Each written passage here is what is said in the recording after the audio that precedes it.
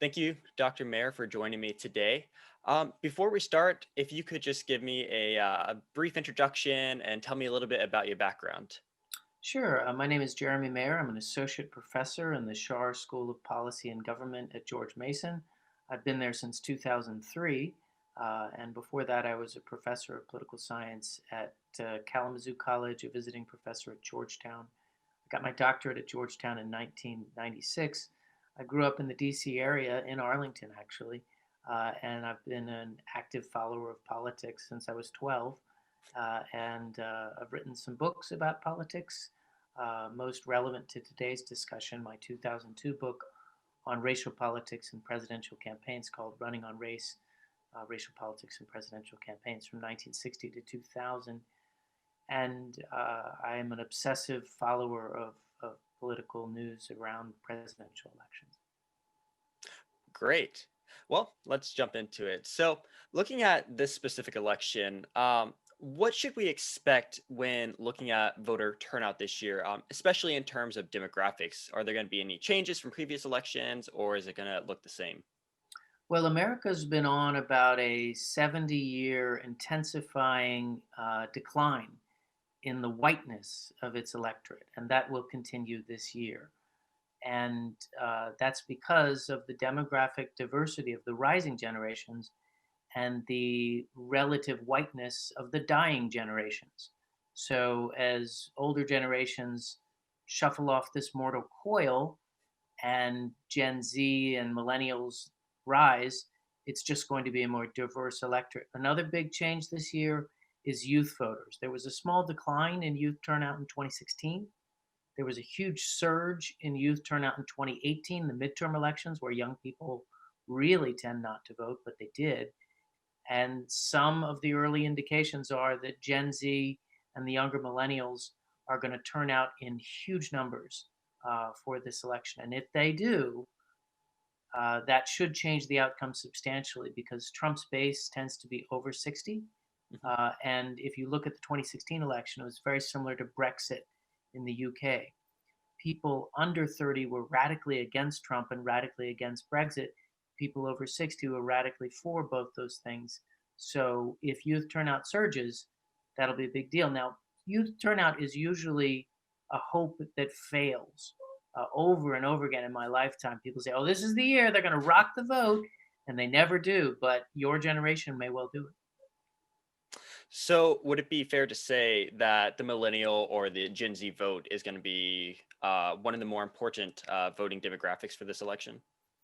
Yeah, if it turns out, it'll change the outcome absolutely, because we extended the vote to the 18 to 20-year-olds in 1972 with the expectation that all the youth fervor of the civil rights movement and the anti-Vietnam movement would lead to real turnout, and it has never done that. In fact, it declined the overall turnout rate of Americans in elections once we gave the vote to 18, 19, and 20-year-olds. This may be the year that that move of 40, 50 years ago finally pays off. Now, of course, this is a different year and a different election, especially with a global pandemic happening. And with that, we have seen a sharp decline in college attendance due to COVID. Do you think this will have any effect on the vote, especially in some of the swing states? Yeah, I do. And I think it'll actually increase turnout for two reasons. First, one of the challenges of being 19 or 20 or 18 is that as soon as you get registered to vote, you move and then you're off at college. And some states make it relatively hard to get registered no matter who you are. And some states make it really hard to get registered if you're a college student, particularly if you're out of state. And one of the weird and tragic things about America is we make voting harder than in almost any democracy. And then you add to that the chaos of 18 and 19 and 20-year-old lives, and that they almost all of them move, or a sizable percentage of them move. I shouldn't normalize the going away to college. I think there's a lot of people who don't go to college, and there's a lot of people who go to college near mom and dad while living at home because of money or because they like mom and dad.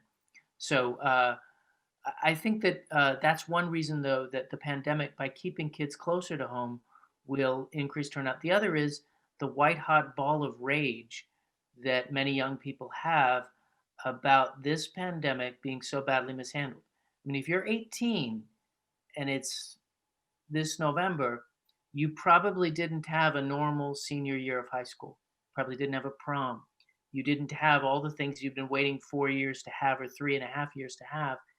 And then if you started your freshman year, it wasn't like anyone in American history's freshman year. I have a student, and she confided in me that she moved from Puerto Rico to attend George Mason, and she literally doesn't know anyone in this area. She has no contacts. She's living in a rented apartment.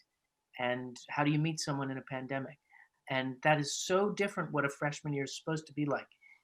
That moment where there's just tendrils of friendship. It's an extrovert's dream.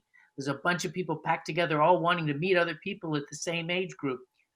And that's not what you're getting. So if we had handled this pandemic differently, I have a Chinese student back home in China in his hometown. Universities are open, restaurants are open, movie theaters are open. And that was a country that handled the pandemic well. We did not. Yeah, that's really interesting you say that. We've been conducting our own exit polling, especially around the George Mason population. And the number two voting issue that people are saying right now is the response to the COVID pandemic. Those are some of the top two leading issues. And I think we definitely will see that on election day. Now, do you think that the increase in overall youth participation could have a impact on traditionally Republican states such as Texas or Georgia? So right now, it's unbelievable that Georgia and Texas are in play. Those are usually solid red states. And just this morning, we learned that Texas's early voting is larger than the total turnout of 2016. And that's extraordinary. There has been population growth in Texas, but nothing that would allow for this kind of surge. So that's bad news, I think, for the Republicans. They shouldn't be in a situation where they're fighting for Texas and Georgia. And if they are, then this may already be over. And then finally, is there any possibility that day of participation could be affected by COVID outbreaks in key districts? Absolutely. So, one area that people should be thinking about is we are getting around, I think it's around 40,000 new COVID cases every day on average.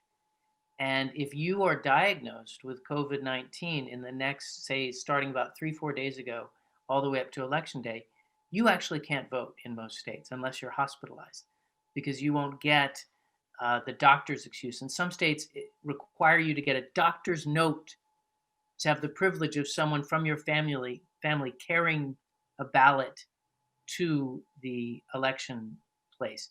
And so people that really care about the election who have been diagnosed may make the tragic mistake of going and voting and exposing everyone at the voting booth to COVID-19, but we don't make it easy for sick people to vote, and we're in the middle of a pandemic. So that's a small demographic, but rather sad one. But yes, uh, there are places where this demographic will make a big difference. So it is not impossible that President Trump wins. He has about an 11% chance to win in the 538politics.com simulation of the election. They run Monte Carlo simulations. In 2016, Hillary had about a 25 to 26% chance of losing. So Biden has a much better chance of winning than Hillary did, but it's still not impossible. I mean, 11% is a pretty big chance. Uh, if you were talking about losing your mortgage or losing your house. So it is not impossible that Trump pulls this out. Great. Well, Dr. Mayer, once again, thank you for your insights. We appreciate you being here today. And I know everyone's eyes are going to be on the polls and looking for those results on election night. So um, we'll see what happens that night. But thank you once again.